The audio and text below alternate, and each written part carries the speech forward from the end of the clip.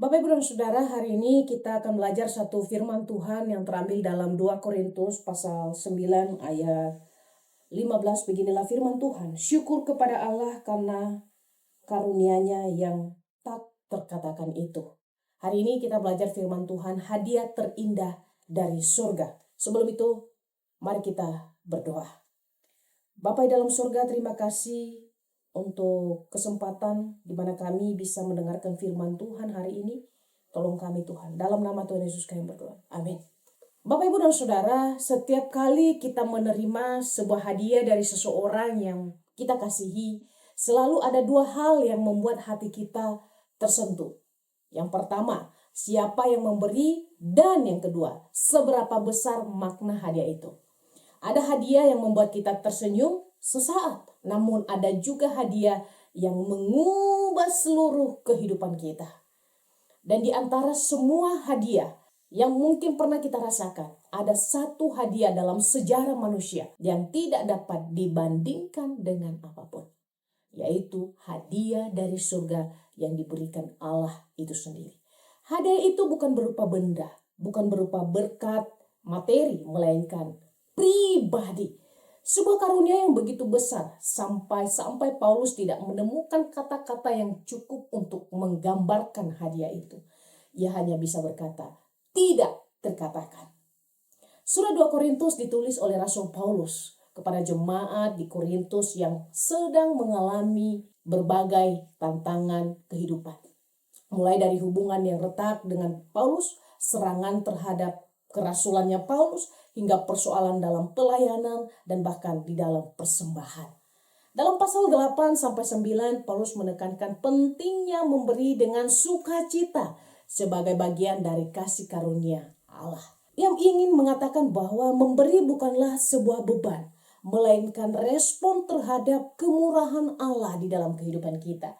Di akhir pengajaran itu, Paulus menutup dengan pembahasan memberi dengan mengarahkan mata jemaat kepada sumber segala pemberian, yaitu Allah yang memberikan karunia terbesar bagi manusia. Segala pemberian kita hanyalah bayangan kecil dari pemberian Allah yang paling agung. Bapak, Ibu, dan Saudara, ketika Paulus berkata syukur kepada Allah atas karunia-Nya yang tak terkatakan itu, ia sedang mengungkapkan betapa luar biasanya pemberian Allah, sehingga tidak ada bahasa manusia yang mampu menjelaskan makna itu.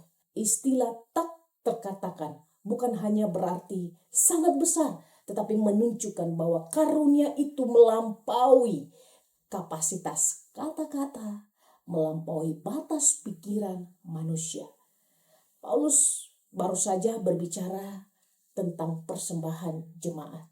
Tetapi di ayat ini ia mengalihkan fokus dari pemberian manusia kepada pemberian Allah yang jauh lebih besar dan menjadi dasar semua pemberian kita. Karunia itu adalah Yesus Kristus sendiri, pribadi yang dikirim dari surga untuk menjadi keselamatan bagi saya dan saudara sekalian. Apapun yang kita berikan tidak akan sebanding dengan apa yang Allah berikan, yaitu pribadi Yesus Kristus. Hadiah itu bukan semata-mata tentang kelahiran Yesus, tetapi tentang seluruh karya keselamatan yang dikerjakan oleh Yesus. Kehadirannya, kematiannya, bahkan kebangkitannya. Dan di dalam ada pengorbanan yang menebus dosa manusia. Paulus menyebutkan tak terkatakan karena kasih Allah dinyatakan dalam Kristus terlalu dalam untuk dijelaskan, terlalu besar untuk digambarkan, dan terlalu agung untuk didefinisikan. Yesus adalah hadiah terbesar dari surga karena ia datang bukan untuk memberikan sesuatu, tetapi memberikan dirinya sendiri. Dalam Kristus kita melihat kemurahan Allah yang sangat sempurna. Adakah di antara kita yang rela memberi diri kita untuk orang yang kita kasihi? Mungkin ada. Misalnya mama, papa rela berkorban untuk anaknya, rela berjuang. Tetapi apakah mereka bisa menebus dosa kita? Tentu saja tidak.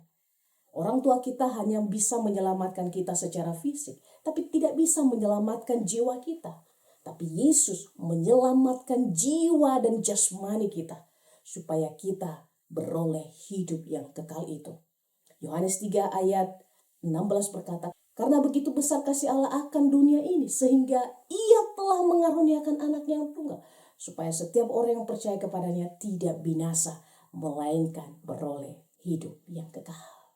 Saudaraku yang terkasih, jika Allah telah memberikan hadiah yang begitu besar, maka bagaimana sikap hati kita dalam menyambut kelahiran Sang Juru Selamat itu? Apakah hati kita fokus kepada materi seperti baju baru? Apakah hati kita fokus kepada hiasan-hiasan Natal yang kita lihat di sekeliling kita? Atau hati kita yang terbuka untuk datang kepada Dia? Mari kita berdoa. Bapa di dalam surga, terima kasih untuk firman Tuhan yang boleh mengingatkan kami. Begitu besar pemberian yang Engkau berikan dalam hidup kami. Engkau menyelamatkan kami melalui pribadi yang luar biasa, yaitu Tuhan kami Yesus Kristus. Dan biarlah di momen-momen Natal ini Tuhan, biarlah hati kami tidak tersentuh karena pakaian baru. Biarlah hati kami tidak tersentuh karena hiasan Natal yang begitu indah. Tapi biarlah hati kami tersentuh dan diubahkan melalui Allah Roh Kudus yang hadir dalam hati kami dan mengerti bagaimana Kristus menyelamatkan kami manusia berdosa. Terima kasih Bapa. Di dalam nama Tuhan Yesus kami berdoa. Amin.